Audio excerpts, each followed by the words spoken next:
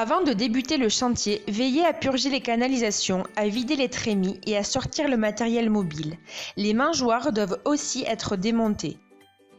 Avant toute utilisation de détergents et de désinfectants, il est important d'identifier le degré de toxicité des produits pour se protéger des risques. Pour cela, s'équiper de bottes en caoutchouc, d'une combinaison imperméable, de gants à manchettes longues et étanches et d'un masque avec cartouche de filtration. Le matériel devra être renouvelé régulièrement.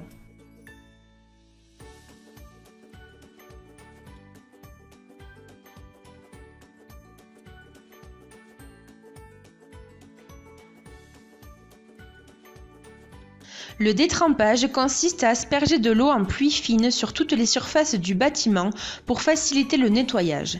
Cette étape peut être couplée à la détergence lorsque peu de matières organiques se sont accumulées en élevage.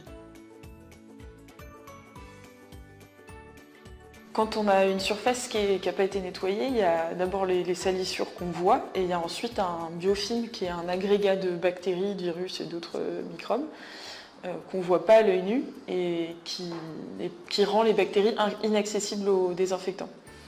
Donc le détergent, comme c'est un tensioactif, il va permettre non seulement d'aider à décoller les saletés visibles, mais aussi de casser ce biofilm et de rendre les bactéries accessibles. Et il va aussi permettre d'en éliminer une partie. Quand on utilise un détergent, quand on utilise juste de l'eau pour nettoyer une salle, on baisse la charge de microbes seulement, on la divise seulement par 10, alors que quand on utilise aussi un détergent, on la divise par 100, donc c'est beaucoup plus efficace. Appliquez un détergent adapté en fonction de la nature des salissures et veillez à respecter les concentrations et les préconisations de votre fournisseur. Le fait d'utiliser un détergent moussant vous permet un décrochement plus rapide et une efficacité avec ce produit. Un gain de temps est très important. Le rinçage est obligatoire avant un gros lavage dans les soubassements, dans les pipettes et les mangeoires. Et l'avantage encore de l'application de ce produit vous permet de mettre beaucoup moins de pression et d'être beaucoup moins près de la matière à laver, de toute la surface à laver. D'où pas de traces abîmées, de perforations dans les bâches ou dans les volets plastiques comme ce bâtiment-là.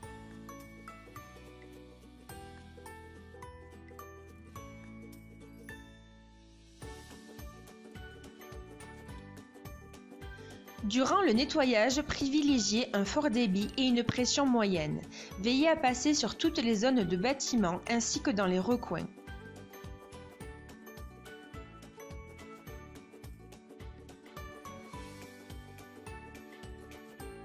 Il y a deux étapes pour vérifier son nettoyage, l'efficacité de ton nettoyage. La première, c'est de le faire visuellement, en inspectant, en divisant ton bâtiment en 4 et en inspectant soigneusement en particulier les endroits difficilement accessibles, les matériaux un peu poreux, ce genre de choses. Et ensuite, il y a une méthode où on applique de l'essuie-tout humide sur les surfaces, qui est standardisée et qui permet de vérifier de façon un peu plus approfondie s'il reste de la salissure ou pas.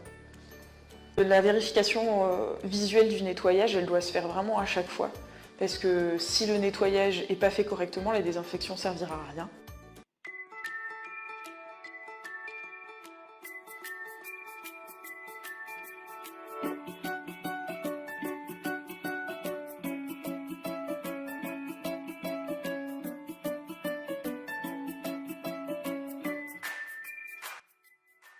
La désinfection est une étape très importante. Elle a pour objectif de tuer ou d'inactiver l'ensemble des micro-organismes tels que les bactéries ou les virus. Veillez à utiliser un désinfectant avec un large spectre d'action. Il doit être bactéricide, virucide et fongicide. Respectez la concentration de produits préconisée par votre fournisseur en fonction de la surface développée de votre bâtiment.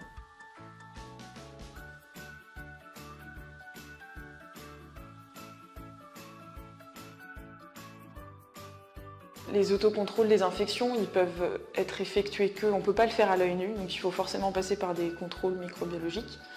Donc on va utiliser soit des boîtes contact, soit des chiffonnettes qui vont permettre de faire des prélèvements dans différents endroits du bâtiment, toujours en insistant sur les recoins un peu critiques. À chaque vide sanitaire, il est important de réaliser un nettoyage et une désinfection des canalisations pour retirer l'ensemble du biofilm déposé au cours du lot. Pour cela, vous pouvez réaliser un nettoyage mécanique par système aquaflush ou par une procédure chimique avec une alternance base-acide suivant un protocole établi par votre vétérinaire ou conseiller technique. Pensez à vider et à désinfecter les silos d'alimentation grâce à une bougie fumigène antifongique et antibactérienne ou par thermonébulisation avec un produit bactéricide et fongicide.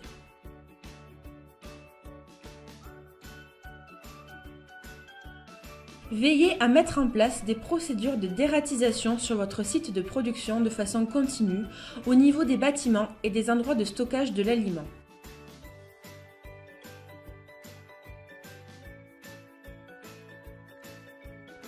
Les ténébrions peuvent être porteurs de pathogènes et endommager l'isolation des bâtiments. Il est conseillé de mettre en place un plan de lutte durant l'élevage.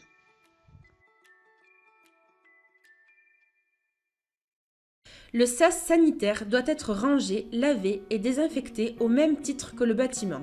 Veillez à laver vos tenues et chaussures d'élevage entre chaque bande.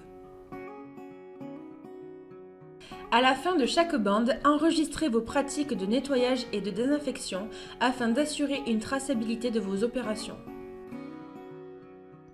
Au départ des animaux, veillez à ranger et à désinfecter les abords de bâtiments ainsi que les zones les plus fréquentées par les volailles sur les parcours. Après le nettoyage et la désinfection, il est obligatoire de respecter une durée de vide sanitaire de 14 jours minimum. Cela permet une remise à zéro microbienne. Durant cette période, il est nécessaire de respecter l'ensemble des mesures de biosécurité.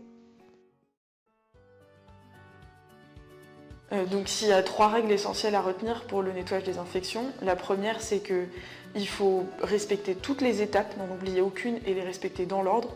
La désinfection ne sert à rien si le nettoyage n'est pas efficace, le vide sanitaire ne sert à rien si on n'a pas tout bien fait avant. Le deuxième c'est que les autocontrôles c'est le seul moyen d'être sûr objectivement qu'on est bien efficace sur notre protocole et de le corriger si nécessaire.